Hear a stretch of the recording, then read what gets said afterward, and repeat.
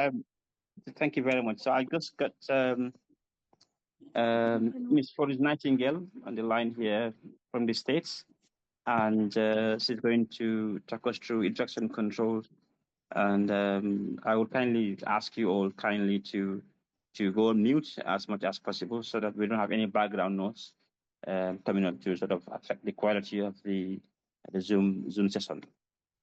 On this note, I thank you all for your time to spare this evening to join us here. On this note, I will kindly ask Florence Nightingale to kindly join us. Ame? Hello? Hi. Are you there? Yeah, Hi, Nightingale. Wonderful, wonderful. Florence Nightingale here in my heavenly office. It's a bit of all right, don't you think? Oh, I want to thank you so much for inviting me to say a few words to you.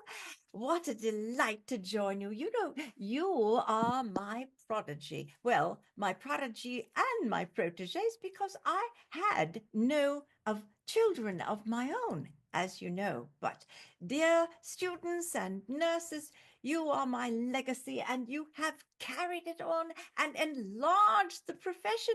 I am forever grateful to you.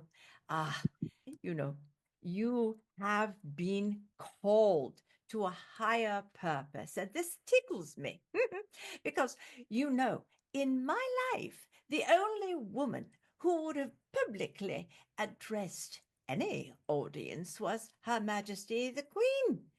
Now, in my day, when ladies congregated, it was typically for simple pleasures, needlework, sketching, and the like, and their discussions seldom strayed beyond personal affairs, courtly fashions, the couture of the day. Well, I found these pastimes insipid, so I was the odd duck out. And now I must ask you, dear student nurses here, have you often felt the weight of your calling as you study for long hours, sweating over the papers and the statistics, knowing meanwhile that other students seem to be having the time of their lives? Have you wrestled with this? Have you with doubts, wondering if your path was a delusion rather than your destiny? Well, I do understand. My calling never left me, even when I had my doubts, even when my family disapproved.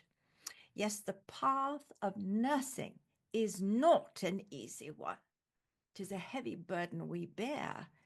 I know you saw in the past few years during the pandemic in your own country, the Grim Reaper took his toll. I too recall those harrowing days in my own practice. Death and disease, they are relentless foes, and make no mistakes, in that war we are forever engaged, but we are not defenseless. No, we have been given the means to fight the simplest acts for infection control: washing our hands, providing fresh air, maintaining cleanliness. These are our weapons of unseen enemies. Now, many have scoffed at such measures, such simple measures, saying they are but trivial. But you know, they are literally a matter of life and death. So do remember to stave off infection, be ever vigilant. Now, during your close encounters with patients, of course, you must wash your hands frequently, thoroughly, and without exception, because infection creeps when neglect allows it. And here's a tip for those who are new to assessments: when you stand at the edge of the bed, ask your patient to turn the head and breathe in the other direction. And for those of you who would like to ascend to administrative duties, and those of you who are now leaders in nursing, all of you, everyone should know leadership is an equally heavy burden. My advice to leaders: be generous with praise and cautious with criticism. None of us intend to do any harm. We nurses, we put empathy into action, being present at the most critical times, the first and the last breath. And for that, it is our integrity that gives us the agency to do the work we do. Yes, my friends, it is the art of nursing. That is the heart of nursing. So, all of you, let kindness be your uniform, your cap and your shield. But time is short. I want to be sure to have time for your questions. So, please, Mr. Ahijia, what is the first question? Okay. The first question here would be back to the audience, and then can you kindly ask questions and actually just text one sentence, please? So, if any questions to ask Miss Nightingale, Miss Florence Nightingale, please Excellent. just And write while one right they sentence, are writing their please. questions, I Right. will answer one that is a common question. Many have wondered why I left the gentrified, aristocratic, easy life to become a nurse. You know that's hard work. But you see, when I was 16, going on 17, I experienced what I could only describe as an extraordinary answer to prayer. I felt God's call on my life to be what you might call a change agent, to give help to the helpless and hope to the hopeless in very practical ways. And I believed then, as I do now, that our work is sacred, that nursing is not merely a profession, it is a calling. Well, then Uh, I'll I- continue. yeah, continue then. Yeah, I think they're all shy for now. Oh, well, all right. Now, I understand your modern life is full of distractions.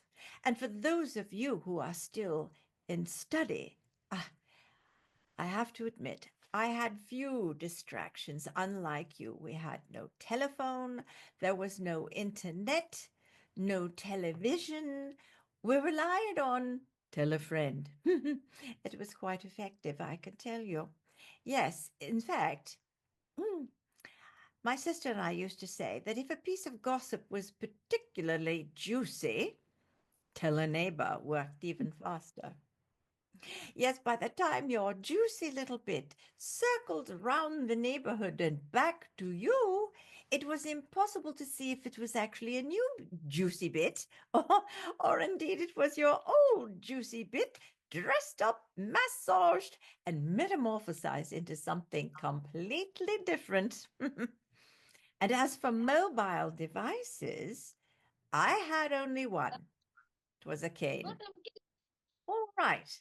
Now, if there are no further questions, this will be a more brief interview.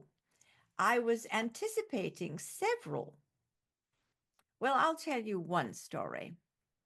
Now, some people ask, how was it that I was able to help change health and sanitation policy on 4 continents in the last 50 years of my life when I was an invalid? Many of you may not know this. When I returned from the Crimean conflict In 1856, I was deathly ill. The doctors gave me 6 months, perhaps, and if I survived 6 months, they said, get your affairs in order. Probably you'll be gone in a year's time. Well, the Lord had other plans. Yes, I lived 50 more years and was able, because I, like St. Paul, I believe the illness that I had was like the thorn in the side that kept me focused. And also, I had what you might call a kitchen cabinet of men in that day, because I had been summoned to a meeting with Queen Victoria and Prince Albert. They wanted to know all the real happenings during the war. She was very keen to allow me to enact the reforms that I had in mind based on what horrible sanitation and care, or if you want to call it care, it was desperate, that we had seen in the Crimea. And so she said to me, well, I wish that I could assign you a position in the War Office. But of course, being a woman in my day was impossible. Now, so she allowed me to work with the famous statistician of the day, William Farr. And we together put together a large, well, it began as a white paper, as they call it, but it became a voluminous book of over 800 pages with a very long title, in order to reform the British military hospital system. And in the back of this book, we had collated all of the statistics, the ones the government had found and the ones that I had brought from the Crimea. And every nurse knows charting is so important. Knowing, you leaders, knowing what you have, what is out, what is in, all of the different statistics, all the variances is so important to know. Because if you don't know where the mistakes have been, the failures have been, however, can you remember to correct them? So we were ready, nearly ready for William Farr and Sir Harry Varney, my brother-in-law, to take this information to the Parliament. They, of course, needed to vote on the expenditure of redoing the hospital system, etc. And Mr. Farr said, well, in terms of the statistics, every one of them will have the book, a copy of the book. And when we come to those things, we'll just tell them to flip to the end of the book. The last 25 pages are charts with statistics. And I said, it has been my experience that members of Parliament, and my family knew many of them, would no sooner read a chart of statistics than poke their finger in their eye. No, we must find a way to show the meat of the problems right away, and we'll do it as if we are teaching children. And so I invented what you now call the infographic. The first, the rose diagram. And how are we there? Do we have other questions now? Oh, okay. Thank you very much, CEO, Director of SAME. And I'm Lamin Jaja. I'm one of the lecturers at the school. And unfortunately, today I think I'm the happiest person in this meeting here as a course tutor for the course Fundamentals of Nursing. Florence Nightingale is the light of nurses today, and then as you said, she's the founder of modern nursing. So you already touched most of the deliberations that I usually have with the students. To be specific, you talk about the infection control. So my quick question is, during the COVID period, if you could remember, Florence Nightingale's hospital was used as the treatment center, and then that means it was used as a protective treatment against COVID. So how do you feel about that? Oh, I am very touched by that sentiment. I feel it's applicable.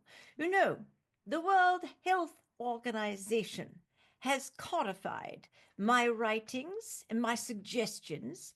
They have called them the 17 Sustainable Development Goals, all taken from my original, my ongoing suggestions of health and sanitation for the general public all over the globe. So I thank you. Now, I do believe there's one question in the chat. It is, what role should nurses play in improving healthcare systems? Well, I dare say nurses should use their gifts. Some of you are gifted writers. Some of you are able to speak in public. As I said, something I was never allowed to do, although I had plenty to say. Some of you marvel at statistical analysis, yes, and some of you will be leading teams with innovative ways to improve the healthcare system. Some of you might even rise up into a leadership position in your government representing the people. Oh, a nurse's eye view is very valuable. All right. Well, my dear nurses, I will conclude with these thoughts. I want you to go forth with courage, wisdom, and compassion, because you are the lamp bearers of this profession. Let your light shine brightly. Yes, the world needs you now more than ever. I pray God bless you and keep you, make his face shine upon you, and give you peace until we meet again. And now, I am told some of you might like to meet my avatar, Dr. Campbell. Is that correct? That's very correct, yes. Please. Hold on one moment, won't you? Thank you. Here we are. Oh, that's Dr. Candy Campbell. Wow. Hello, everyone.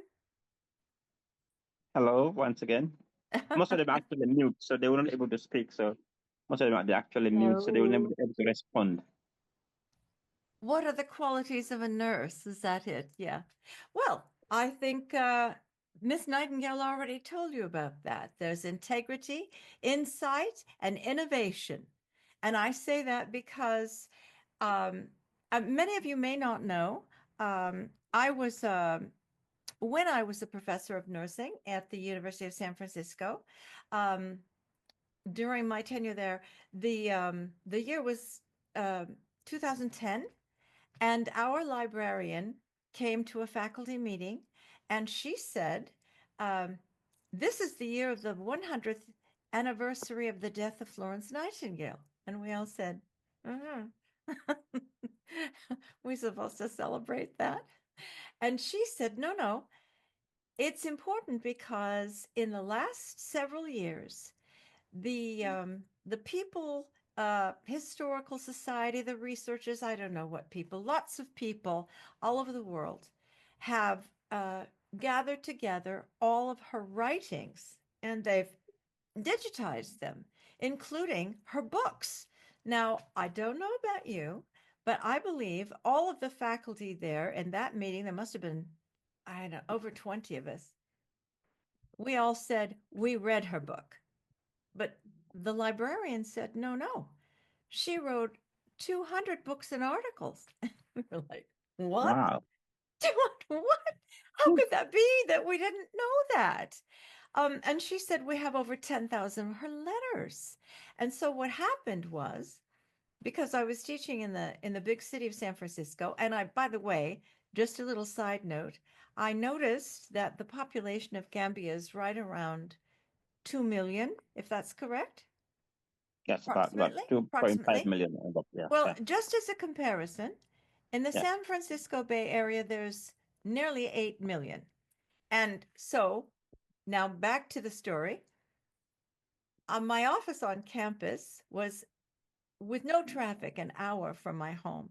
And 3 days a week, I was on campus, and my schedule, my classes ended at 4 p.m. And I knew that if I got on the freeway, at least 2 hours in traffic, it was terrible. So after this lady, the librarian, came, I opened up my computer, grabbed a snack, and started reading. I thought, well, I'll see how this goes. By the end of the third day, I'd already gotten a large sheet of paper. And as a nurse, we want to chart things. So I started making columns of themes of what she had written. And I came up with 6, and I consolidated the themes. I consolidated the themes to be integrity, insight, and innovation. And Integrity, insight, and innovation. yes, yes. And it took me 3 years to read all of those things. And at the end of 3 years, I've been an actor. My first college degree is in acting, and some people might wonder. And then I got called to be a nurse, and so this turned out to be my third solo show. I was just telling Hiji, we were in 12 cities last year. We were off Broadway the year Yeah. before. We've been in 3 countries, spreading Wow. the message of Miss Nightingale. Because if you Wow. read her work, she has detractors who called her selfish and crazy and all of these things. But she had detractors then, she has detractors now, who even called her racist, which is the furthest thing from her mind, believe me. She stood up for all sorts of people, especially she had a big heart for people who were, struggling. And she knew that in her Victorian era, it was not an era of equality at all. And she worked so hard to change that. Anyway, so that's the story of how this came to be. And if you're interested, by the way, I would like to say, um, if you're interested, I have written a book.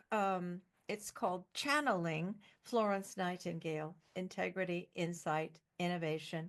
And in it is quite a lot of the script of the play.